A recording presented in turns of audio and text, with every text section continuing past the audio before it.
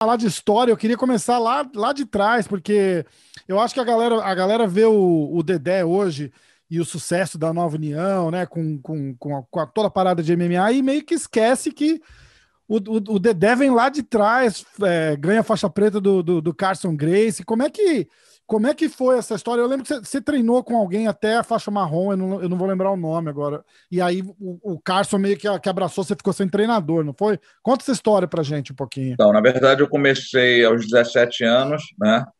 Meu intuito era só fazer musculação, não sabia nem que era jiu-jitsu. E aí me deram a oportunidade, nesse pacote que eu fiz da parte de musculação, de ter uma luta, eu escolhi o jiu-jitsu sem nem saber o que que era. E aí, meu primeiro professor foi o Rodrigo Vieira, né? Ao qual eu fui da faixa branca até a faixa marrom. Ele era aluno do Rickson, não era? Isso, ele, na verdade, ele é faixa preta do Hollis, e quando o Hollis faleceu, ele foi treinar com o Rick, Entendi. né? É, ele chegou uma época que ele foi mandado embora dessa academia, que era perto da minha casa, e alugou um horário no Carson, e eu comecei a treinar com ele lá, né? E aí chegou uma época que ele recebeu a proposta para dar aula na ilha, e para mim ficava muito longe, porque eu fazia faculdade, eu tinha que ir, não tinha, era impossível para mim, Aham. né? Não tinha carro, era condução, duas conduções para ir, três para voltar, então era uma complicação danada. E aí o Carson, ele conversou com o Carson sabendo disso, me convidou para dar aula com o pessoal juvenil, do pessoal juvenil dele, e eu acabei ficando treinando lá no Carson também por conta disso, até pegar a faixa preta. Aham. Que massa. E naquela época você já competia, você pensava nisso ou era só tipo, ó, vou. Não, eu competi jiu-jitsu direto, Entendi. competi todos os campeonatos praticamente, Que massa. né? Então, quer dizer, a gente estava sempre nas competições, mesmo na época do Rodrigo, né? Até a faixa marrom e depois da marrom para preta. Se não lá no Carson tu não competisse, você não nem pensava em faixa. Parte do time. Como as prioridades mudam também, né? Tipo, de, Sim, de, de hoje em dia. Antes era tipo.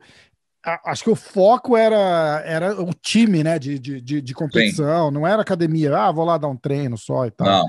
Não, é, E não aquela coisa, existia isso. e a honra de poder fazer parte de um time grande e tal, né? Os caras escolhiam, né? Tipo, ó, você não vai fazer isso, você tá fora do time. Eu tava conversando esses dias, eu não lembro com quem que foi, eu não sei se foi com o Saulo ou com alguém, e a gente tava falando, cara, como é engraçado, porque antigamente você fazia um negócio que o professor não gostava, o cara te expulsava do time e acabou, né, cara? Sim, Outra. com certeza você nessa época, você ou estava junto ou estava fora, né? A verdade é essa, né? Exatamente. Ou nadava para o mesmo lado, meu irmão, ou o nego te tirava fora da piscina. E como é que vem a história da primeira academia? Como é que você. A história Então, da Nova União é bem legal, né? Quando começa. sim, Mas rolou um atrito quando você fala assim, ó, tipo, vou sair daqui, vou abrir minha academia. Como é que. não, na verdade, eu abri minha academia no Flamengo, né? Na verdade, eu comecei a dar aula no Flamengo, numa academia de ginástica, né? E aí, quando meu pai faleceu em 90, que eu montei minha primeira academia, um estúdiozinho bem pequeno. Uhum. Porque o Carson E era um nessa, cara, o Carson era um cara difícil para esse tipo de coisa, assim, muito cara, delicado de eu conversar, eu né? não tive esse problema. Esse foi um problema que eu não tive com o Carson, porque em momento nenhum eu trouxe ninguém do Carson para treinar comigo. Ah, Todos os meus entendi. alunos foram feitos de pessoas que moravam ali no Flamengo, que não iam no Carson, não sabiam nem que era jiu-jitsu. Então eu comecei uma equipe do zero mesmo, né? Então ele nunca viu problema com relação a uma concorrência a ele, né? Entendi. E então esse problema com o Carson eu nunca tive. Ele Entendi. sempre até incentivou, porque ele falava que os meus garotos eram duros, não sei o quê. Eu, com esse problema com ele, eu nunca tive realmente. Ah, que massa. Tá, mas e aí? Aí você em Aí eu montei a primeira 1990. academia, eu era faixa marrom ainda, né? E aí, nessa época, um pouco antes do meu pai morrer, eu peguei a faixa preta, né? Então, depois que meu pai morreu, eu tive que realmente procurar um espaço para começar a ganhar dinheiro realmente e para tentar crescer, né? E Aham. foi o que eu fiz, já consegui um espaço pequeno, aí deu problema com o negócio de legalização de Alvará, aí eu fui para um outro maior, que era o famoso Sobradinho, né? Que era na esquina da Praia de Botafogo, e ali minha equipe realmente começou a crescer, né? Até que em 95, né? Eu e o Del, a gente sentou, a gente, por um motivo, a gente já se conhecia bem de competição, e se dava muito bem. Então, chegou um campeonato que eu não pude ir, eu pedi para ele botar os meus alunos pela equipe dele. E isso aconteceu alguns meses depois do inverso, né? E nas duas Entendi. vezes que a gente fez isso, a gente foi super bem na competição. Uma a gente ficou em segunda, outra a gente ganhou. E aí a gente começou a maturar essa ideia de unificar e criar um time entre Porque nós dois. a equipe menor, não que não tenha os caras duros, mas a chance reduz bastante, né? De É por causa da chegar. quantidade de atleta, né? Você É, não tem atleta para estar colocando em todas as categorias, né? sim, Por mais que exato. você tenha muito atleta, você não consegue completar todas as categorias, né? Você pensa do galo ao pesadíssimo mais absoluto em cada faixa, né? Isso a gente só falando de adulto, você tem que ter 40 caras, né? Um em cada categoria, É, certinho, e que esses caras cheguem. Então, quer dizer, isso, só as equipes grandes, muito antigas, conseguiam fazer isso. exato. A gente que estava chegando naquele momento ali não tinha essa quantidade de atleta pronto em cada categoria para ganhar e chegar. Mas Entendi. quando a gente unificou, a gente conseguiu fazer isso e aí a gente tinha uma grande vantagem, né? O Del trabalhava muito bem as crianças até a faixa roxa, mais ou menos ali adulto, que é quando ele começava a ter um pouco de carência, porque o pessoal começava a querer trabalhar, os pais obrigavam, o pessoal do subúrbio, então tinha uma cobrança maior em casa. E eu era o contrário, eu tinha do juvenil para o adulto uma equipe muito grande, né? E os meus adultos continuavam mais, né? Entendi. Então, depois que a gente unificou, a Meio que gente começou, completou, né? a gente pegou desde a criança até o adulto ali, e essa renovação foi seguindo, entendeu? Então, quer dizer, para a Que gente foi massa. um gol de placa quando isso aconteceu. Aham. E aí, aí é quando surge, junta as duas equipes e surge a nova união, Exatamente, né? Pô, exatamente. Aí, que massa. Aí você, logo depois disso, vocês foram um dos pioneiros, né, de trazer estrangeiro para treinar no Brasil, que também é um ponto sensível, né, na tua época lá, principalmente, né, porque o jiu-jitsu é nosso, tal, não tem que ensinar os caras, tal.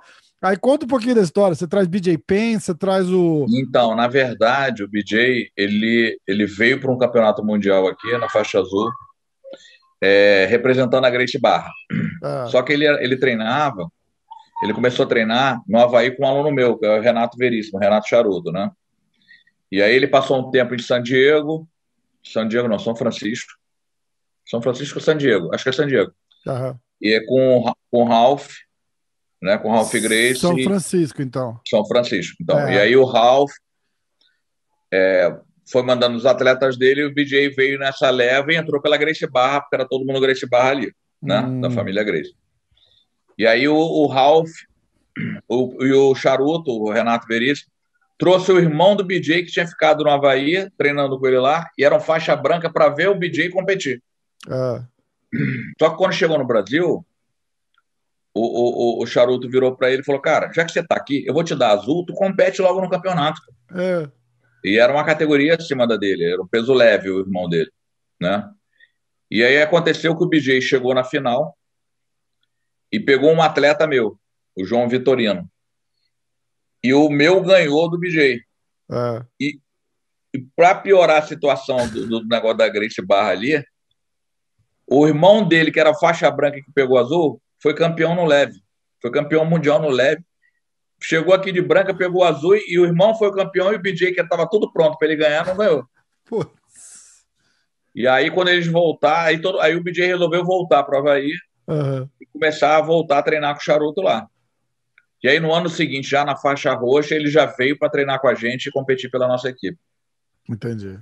Então, Entendi. foi assim que aconteceu. E aquela história do John Lewis que ele luta com o filho do Carson e o Carson fica Então, puto, e aí rola é, todo. quando o John Lewis me procurou para treinar ele, essa luta já tinha acontecido, Ah, né?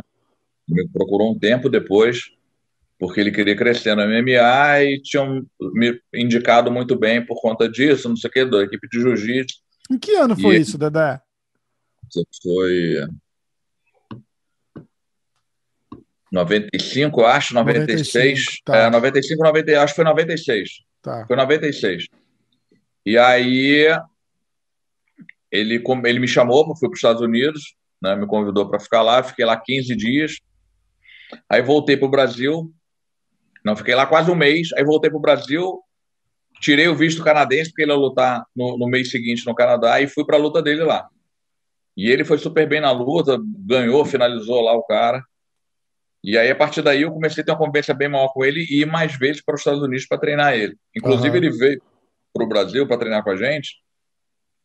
Quando ele foi fazer a primeira luta com o Minasato, que era o japonês da época lá no Japão, que ganhava de todo mundo, não sei o quê.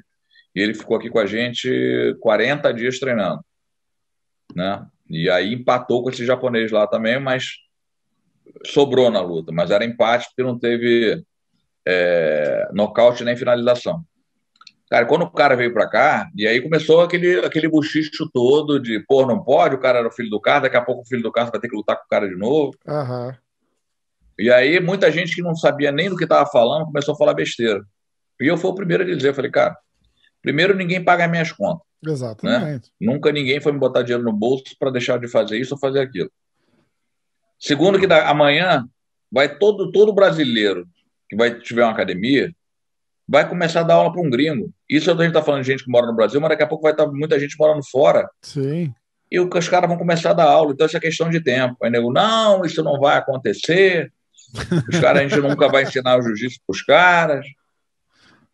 Eu falei, cara, eu não vou mudar, eu vou continuar fazendo do mesmo jeito. E, tipo assim, e aí houve realmente essa rusga com o pessoal lá do Carson, com o próprio Carson, né? A ponto de me chamar de Creonte, porque eu estava treinando Então, essa daí é famosa, né? Essa daí é foda. o cara que tinha lutado com o filho dele, mas, cara, e foi passando, a vida seguiu e eu continuei caminhando, eles também, ninguém parou a vida. O que esperava do John Lewis um dia desafiar o filho do Castro nunca aconteceu. Ele cumpriu o acordo que eu tive com ele o tempo todo, nunca quis lutar com ninguém na família Gracie. Ele chegou a abrir mão de disputar um título na categoria de 70 quilos com o Ralph, que era o campeão, para não ter que Caraca. lutar com o Ralph. E aí o evento acabou lutando, abrindo uma categoria de 77 quilos. Para ele lutar, ele perdeu essa disputa de título, era uma categoria muito mais pesada que a dele. Ele perdeu para o Kenny Monday, né? E justamente para cumprir tudo aquilo que ele tinha combinado comigo, entendeu?